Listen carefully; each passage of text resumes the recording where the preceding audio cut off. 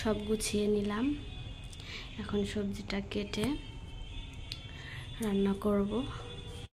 নিয়ে এসে কাঁচা আম কিনে, ভালোই হলো, মাখা খাওয়া যাবে। গুড মর্নিং সবাইকে, কেমন আছো সবাই? আশা করি সবাই ভালো আছে আর আমিও ভালো আছি।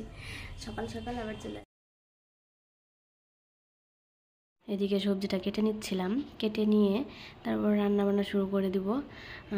যাই হোক, এর মাঝখানে আর তোমাদেরকে দেখাতে পারিনি রান্না করাটুকু, কারণ আমার শরীরটা খুব ভীষণ খারাপ ছিল। তারপর আবার বিকেলে চলে এসেছি ম্যাঙ্গো জুস নিয়ে, কারণ হচ্ছে বর ম্যাঙ্গো জুস নিয়ে এসেছিলো, সেটাই খাচ্ছিলাম, সেটাই একটু তোমাদের সঙ্গে শেয়ার করলাম। কালকে হয়েছিল কি বলতো, আসলে আমার শরীরটা খুব খারাপ ছিল। মানে আমার কথাগুলো শুনিয়ে বা আমার মানে চোখ মুখ দেখেই তোমরা বুঝতে পারবে আমার শরীরটা ভীষণ খারাপ ছিল কালকে, যার কারণে আমি তোমাদের সঙ্গে মানে কালকে সারাদিন ভিডিওটা শ্যুট করতে পারিনি।